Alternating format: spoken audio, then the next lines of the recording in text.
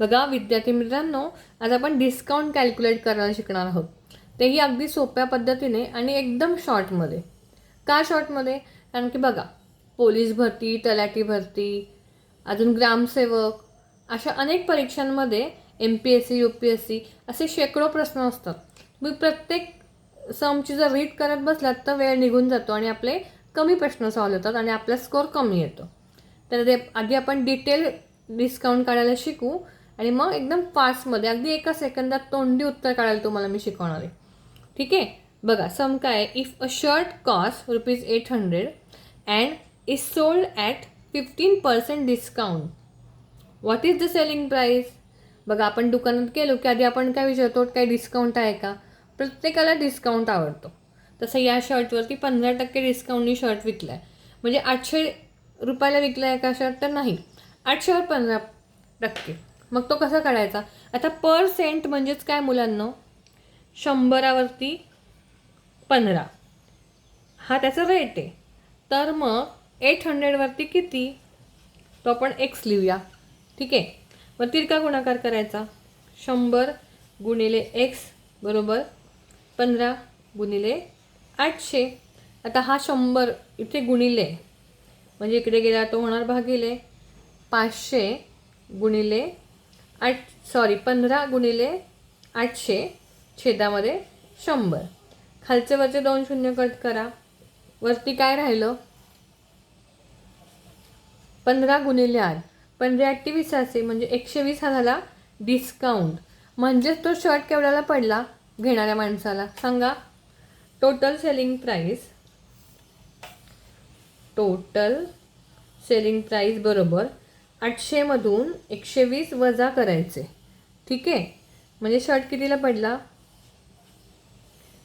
680ला तो शर्ट त्या व्यक्तीला पडला. ओके, आता तुम्ही म्हणाल की तिच्या तोंडी कसं करायचं, तुम्ही शिकवणार होता? तर हो, अगदी शिकवणार आहे. बघा तुम्हाला मी सांगते, 800वरती आपल्याला 15% कॅल्क्युलेट करायचे आधी. तर तोंडी कसे करायचे? बघा मुलांना, एकदम उपयुक्त ट्रिक आहे आणि एकदम छान सोपी. बघा, कुठल्याही नंबरचा 1 शून्य कट केला की त्याचे 10% येतात. म्हणजे 800चे 10% आले 80. आणि त्याच नंबरचे, म्हणजे कुठल्या नंबरचे जर 2 शून्य कट केले, 2 शून्य कट केले, तर त्या नंबरचा 1% येतो, 1%. मग झालं. तर 1% कॅल्क्युलेट केला की मग त्याच्यानंतर आपल्याला हवे तेवढे पर्सेंटेज आपण त्याला मल्टिप्लाय करून कॅल्क्युलेट करू शकतो. इथे आपल्याला 15% करायचे आहेत, म्हणजे 15 × 20 असे, म्हणजे 120. मग झालं, फक्त 120 800मधनं वजा करायचे की आपल्या एका मिनिटात, म्हणजे अगदी ओरली पण उत्तर येऊन जातं. ते म्हणजे आले 680 रुपये. आहे की नाही सोपं? बघा आपण अजून एक सम करूया ट्राय. तुम्हाला जर 7% काढायचे, 7% काढायचे कितीचे? 1600चे. हां, तर मी सांगितलेल्या ट्रिकप्रमाणे काय करायचं, आधी 1% कॅल्क्युलेट करायचा. कसा? शेवटचे 2 शून्य कट करायचे, आला 1%. आणि मग त्याला किती पर्सेंट हवे त्याने मल्टिप्लाय करायचं. 16 7 म्हणजे 16 किती सांगा? 7 × 42 2, हातच्याले 4, 7 × 7, 7 आणि 4 11. 16 7 112, म्हणजे 16 12 दरसे. आहे की नाही सोपी ट्रिक? परत बघा, अजून एक ट्रिक आपण करूया. अजून एक सम करूयात आपण. तुम्हाला जर 14% काढायचे, कितीचे? 2000चे. ठीक आहे, तर आपण सांगितलेल्या ट्रिकप्रमाणे आधी त्याचा 1% शोधून काढायचा. कसे? शेवटचे 2 शून्य कट करायचे आणि त्याला किती पर्सेंट काढायचे त्याने मल्टिप्लाय करायचं. बघा, 14 0 0 आणि 14 2 28, म्हणजेच 14 0 0, 14 2 28. 280 हा 14% आला. कशाचा? 2000चा. आहे ना सोपी ट्रिक? आपण अजून एक सम सॉल्व करू. वेट. बघा मुलांनो, आपण डिस्काउंटची अजून काही उदाहरणं अभ्यास करणार आहोत. ठीक आहे, बघा 17% ऑफ 3 लाख, म्हणजे 3 लाखाच्या 17% आपल्याला तोंडी काढायचे आहेत. मी तुम्हाला सांगितल्याप्रमाणे शेवटचे 2 शून्य कट करायचे. आधी बघा, आपण 2 मिनटं तुम्हाला दाखवण्याचे मी 3 लाख लिहून घेते. इथे शून्य कट केला तर तुम्हाला मेन उदाहरण कळणार नाही, पण तुम्ही परीक्षेमध्ये त्या प्रश्नपत्रिकेवरच कट करायचं, म्हणजे तुमचा वेळ वाचेल. बघा 3 लाख लिहून घेतले, शेवटचे 2 शून्य कट केले, उरले 3000. आता 3000ला हा आला 1% 3 लाखाचा. आता 1% आला, त्याच्यावरून तुम्ही 17% काढू शकता. 17ने 3000ला म्हणजे 1%ला 17%नी गुणायचं. किती आले? 17×51 आणि हे 3 शून्य. आहे की नाही सोपं? बघा 51,000 आले 17%. कशाच्या? 3 लाखाच्या 17% आले 51,000. इतकं सोपं आहे तोंडी उत्तर काढणं. बघा दुसरं उदाहरण आहे 9%. कशाच्या? 1,20,000चा, म्हणजेच 9% ऑफ 1,20,000. चला 1,20,000 लिहून घेतले, त्याचे 2 शून्य कट केले, म्हणजे 1% आला. 1% किती आला 1,20,000च्या? 1200 रुपये, म्हणजे 1,200. त्याला 9नी मल्टिप्लाय करायचं. मग त्याला 9नी मल्टिप्लाय केलं की किती आले बघा, हे 2 शून्य लिहिले आणि 12×9 अष्टोदरचे, म्हणजे 12×9 108. म्हणजे 10,800 हे आले 9%. कशाच्या? 1,20,000चा. हो की नाही? 1,20,000च्या 9% किती आले? 10,800.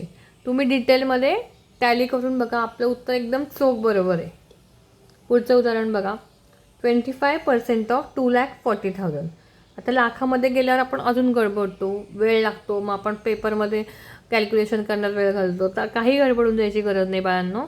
बघा हे 2 प्रकारे उत्तर तोंडी येतं काढता. एक तर आपल्या नेहमीच्या पद्धतीने 2,40,000, त्याचे 2 शून्य खोडले की आले 2,400 रुपये. मग 2,400 गुणिले तुम्हाला किती करायला लागेल? 25. हां, मग जे उत्तर येईल ते आले 25% ऑफ 2,40,000. 1,20,000 ते आले 60,000. तुम्ही गुणाकार करून बघा साईडला, किंवा 25चा पाठ असतो तो तोंडी करायचा.